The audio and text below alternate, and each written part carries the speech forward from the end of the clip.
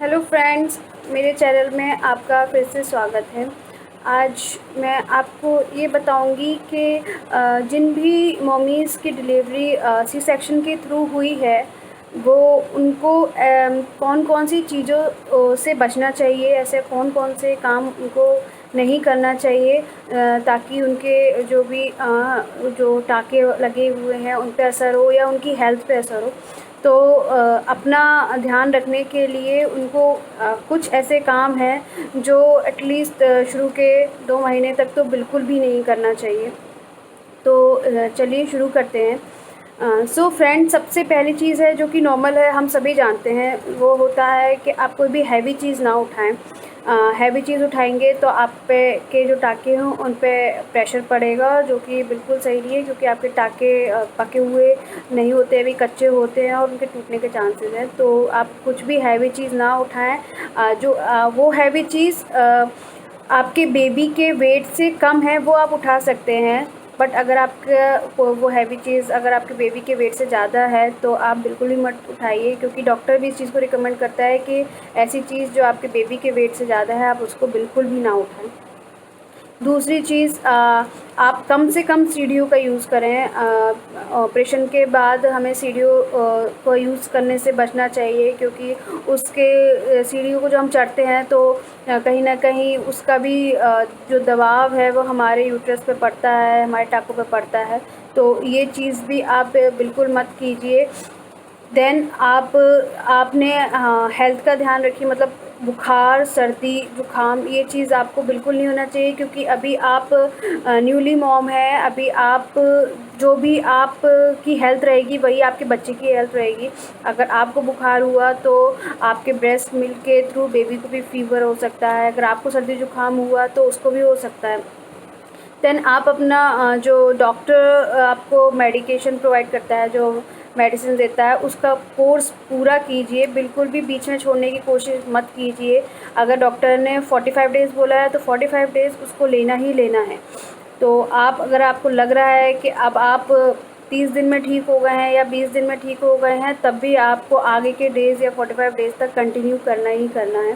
Then आप ज़्यादा से ज़्यादा पानी पिएं, डिहाइड्रेशन होने से बचें, अपनी बॉडी को हाइड्रेटेड रखें, क्योंकि अगर आप अपनी बॉडी को हाइड्रेटेड नहीं रखेंगे तो डिहाइड्रेशन के चांसेस रहेंगे और ऐसे में बार बार आपको लूज़ मोशन लगने के चांसेस होंगे। लूज़ मोशन लगेंगे, आप बार बार जाओगे और आपके यूट्रस पे प्रेशर पड़ेगा। तो आप जो हाई फाइबर वाले जो डाइट होती है वो लीजिए और ज़्यादा से ज़्यादा फ्लूइड यानी पानी पीजिए।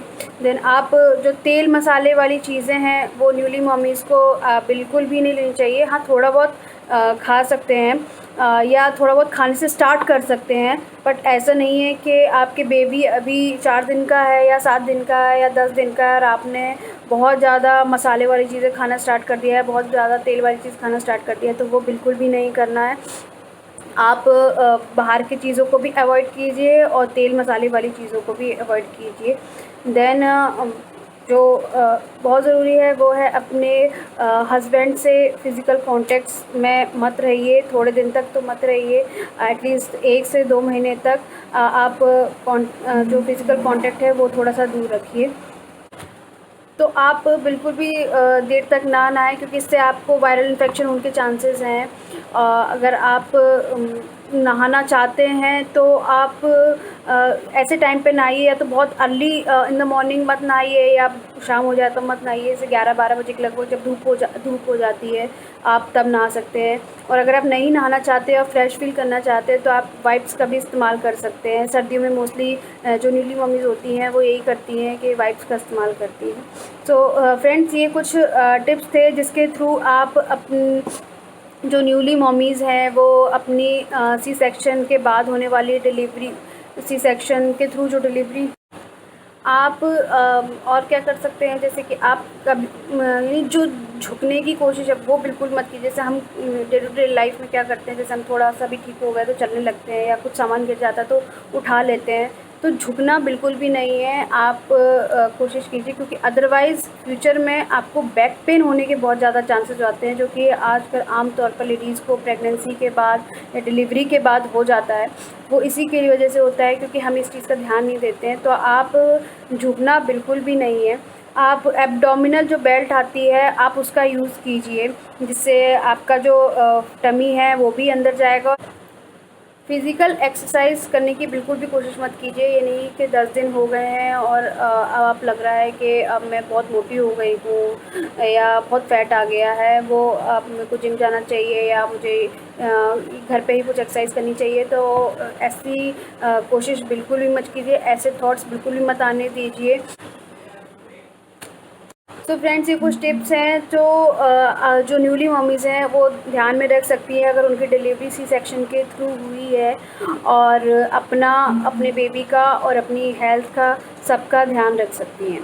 तो आप इस चीज़ को फॉलो कीजिए। आई होप कि आपको कोई भी प्रॉब्लम नहीं होगी। आप अपने व्यूज़ मेरे को कमेंट कर सकते हैं, और मेरे अगर आपको ये वीडियो इन्फॉर्मेशनल लगे तो इसको लाइक कीजिए, मेरे चैनल को सब्सक्राइब कीजिए, और ऐसी खुशियाँ बांटते रहिए। बाय।